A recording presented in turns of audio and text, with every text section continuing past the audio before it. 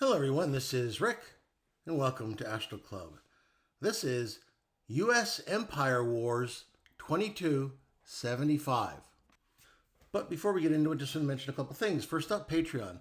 If you'd like to help support the work we do here, spreading astral projection and various interesting experiences that I have that you yourself may experience in the future, then you could certainly join us on Patreon. When you join, you get a chat function, talk with everyone, a direct message function to me with comments, questions, and hopefully not too many problems, but hey, there it is. If you're interested, just go to the description and there'll be a link there for you to follow. Next up, astral projection lessons. If you'd like a lesson, learn how to astral project, we've had some great success. All you have to do is just go to the description. There's an email there. Just ask for more information. Okay, U.S. Empire Wars 2275. If you recall, I visited the future U.S. where there was an empire in about, as I recall, it was about a half to two-thirds of what is today the United States. The rest were some eastern kind of city-states that were doing their own thing. At any rate, I went there and I actually occupied for a period of time my future self, which is why I was able to do it for any amount of time, because the combination lock, if you will, to the body, the one I have is similar to my future self. Once there, I, of course, acted very maturely and ended up trying out this cool weapon I found, shooting at this river, causing an enormous eruption, which caused a bit of a scandal. I returned to my body, but I went back again to see what was up. When I returned, I was boarding this bus as a junior officer, a lieutenant, and I had another lieutenant with me who was my best friend, and we were on this anti-terrorist type task force, and our mission was to seek out and eliminate a local terror cell. In the process, my best friend, the other lieutenant, would die every time. And I kept on going back trying to change things. And every time it just didn't quite seem to work out. Although eventually I just stopped going back there. But it's been a time now. And I'm eager to go back there and just explore and find out more about that possible reality. So that's what prompted me to do this particular experience and episode. Anyway, I returned to this possible future 2275, feeling curious, sad, but with a feeling of inevitability. I just had to go back, or forwards, as the case may be. Oh, by the way, for the past episodes, if you missed them, then I'm going to put links at the bottom of the description section. So if you want to review the other episodes that I did in that time frame, you can just go to the bottom of the description page and they'll have the links there. Also, you can always go to the playlist with time travel stuff because they're all there.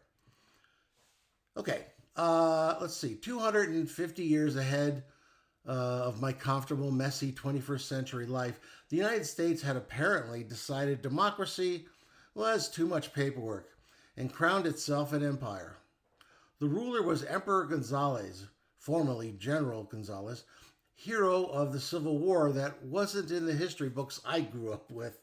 Apparently, he saved the nation by conquering half of it. Let's talk about propaganda and spin. My astral timing, as usual, was impeccable. I phased directly into the body of my future self, just as we were striding down a gray corridor of the Imperial Detention Complex, wearing the crisp black uniform of a captain in the Anti-Terror Directorate. Boots clicking, sidearm heavy on my hip, the smell of disinfectant and old fear in the air.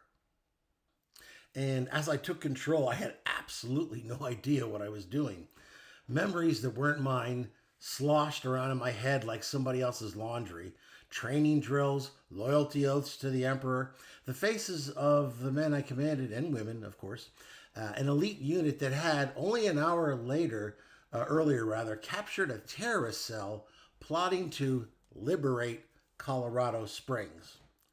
Next to me walked Lieutenant Joseph Rossetti, my second in command. Square jawed dude, perfect posture, eyes like a man who could salute in his sleep. Captain, he said, giving me a sideways look. You all right, sir? You look off. Just a spell, I kind of murmured, forcing what I hoped was my future self's authoritative tone. Adrenaline crash. It was a big day. He nodded, satisfied. Military men and women love simple medical explanations. It's as true then as it is now. We reached the interrogation block. Behind reinforced glass sat Angelita, the self-styled freedom fighter. Terrorist, according to the file scrolling through my implanted data stream. Early 20s, dark hair pulled back, bruises, cuts, and dried blood covered her swollen face. She'd fought. I remembered that. She'd fought like cats and dogs, man, when we went in there. She didn't want to be taken prisoner. She'd fought with all her strength. Though she was obviously the worse for wear, there was still a fierce fire burning in her captivating brown eyes. I felt something uncomfortable in my chest. It might have been conscience. It might have been indigestion from my memory of this very questionable military meal. I guess military chow hasn't really improved into the future. Rossetti activated the field, or deactivated the field rather, and we entered. We both sat on chairs behind a long table. The terrorist sat in a chair on the other side of us. Angelita Cruz, I said, hearing the Imperial captain speak through what is now my mouth. You're accused of sedition, conspiracy, and the attempted bombing of a logistics hub. She smiled like I'd complimented her shoes. You forgot loving my country. Rossetti snorted. I didn't. We questioned her the standard way at first. Networks, contacts, safe houses. She answered with the calm of someone who'd already decided she was dead. She danced around our demands for information, revealing nothing of significance. Then she started talking about the empire, about ration credits that bought less every year, about taxes that swallowed whole neighborhoods, about veterans of the Civil War living in tent blocks outside what used to be Colorado Springs, while imperial districts glittered behind drones and walls. And then she mentioned the reprisal executions. As she described these awful crimes against the citizenry, I scanned her. Her memories sickened me. I had to swallow the bile that threatened to surface in my mouth. Freedom didn't die in battle, she said quietly. It died against bloodied walls. Lieutenant Rossetti jumped to his feet and backhanded her, knocking her off her chair. She rose and reseated herself with a look of white-hot hatred, fresh blood trickling from her mouth. Rossetti, I commanded, sit down now. My sudden vehemence earned me shocked stares from Angelita's face and the lieutenant's. Rossetti folded his arms and took his seat. Captain, she's spouting lies and propaganda against the emperor. But the words were slipping into cracks I didn't know I had. Finally, I heard myself say, Lieutenant, wait outside. He blinked. Sir, protocol. I may have better luck alone, I responded. He hesitated, studying me the way a dog studies a familiar owner who suddenly smells like a stranger. Then he nodded his head and left, door hissing shut. Angelita laughed softly. Are you sure you can handle a lying terrorist All by yourself, Captain?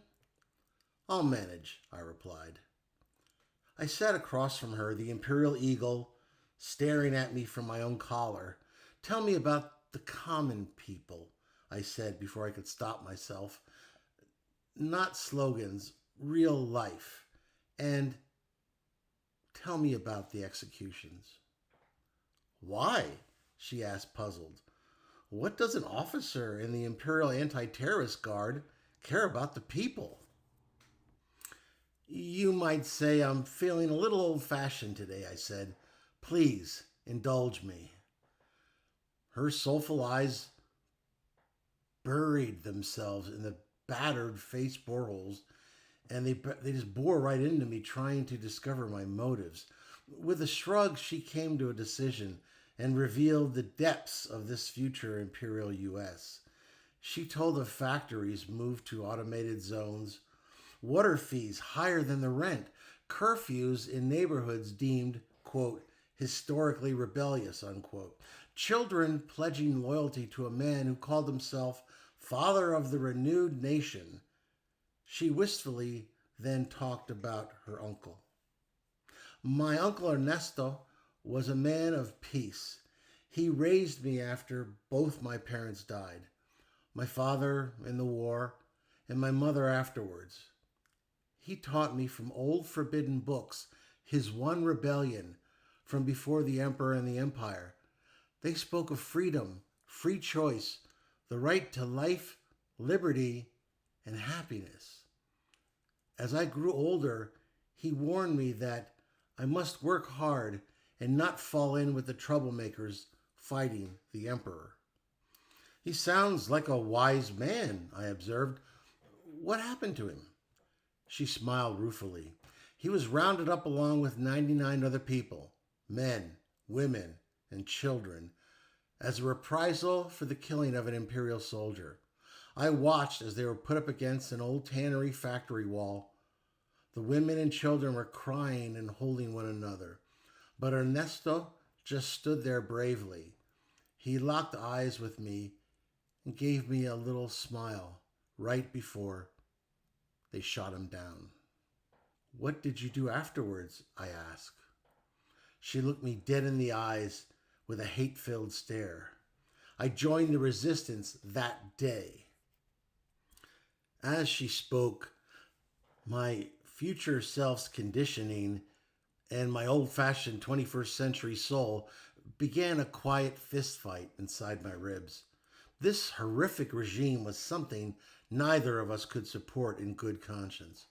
I felt my future self painfully reviewing all of his past doubts about the Emperor's methods until they finally crystallized into a conclusion. While Angelita quizzically looked at both of us in this future body, we came silently to a mutual agreement.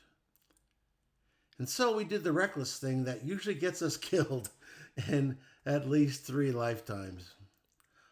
I want to help you overthrow the Emperor, I said. She stared at me. Bullshit! It's Tuesday, I said. I don't have the energy for BS. She laughed despite herself, then hardened again. Prove it. So I did. I told her I would break her out at the guard shift change at midnight. That night I appeared outside her cell and promptly released her. We'll never make it outside the prison, she said. The perimeter guards will stop us permanently. We're not leaving that way, I answered. I'd use my future self's knowledge of the prison to locate another way out. There's a tunnel beneath the prison that was used during the Civil War to smuggle weapons before the Emperor became his eternal stability. I disabled the sensors with codes that felt like muscle memory and lies at the same time. We walked out beneath the bones of the old city while alarms slept. Outside, the air smelled of pine and engine oil. She led me through back routes to a safe house, a narrow place above a shuttered bakery, warm with canned food and stubborn hope. Over reheated beans, she told me about her life. a mother who died waiting for medical authorization, a brother drafted into Imperial service and never returned, a community outside Colorado Springs that survived on barter and jokes too dangerous to say near listening posts. I listen the way a man listens when he realizes he's been wearing the wrong face for years. Somewhere between the second bowl and the flickering lamp, I noticed the way she looked at me, not as a captain, not as an enemy, but as a confused man trying to wake up. Tenderness is an inconvenient emotion when you're technically committing high treason in someone else's body. So, Captain, she said softly, who are you really? I considered explaining astral projection, time travel, and the fact that I was a slightly sarcastic tourist from the past. Instead, I just answered honestly, I'm starting to find out now. And for the first time since phasing into this possible future, I felt like we both were finally doing the right thing. If you like that, please hit the like button, share it with those of like minds. Subscribe if you haven't already. And please, comments and questions. What do you think about this possible future? It's certainly an interesting one I wouldn't necessarily expect, but there you are. At any rate, leave your comments and questions. They're always welcome. This is Rick, and I will see you on the astral plane.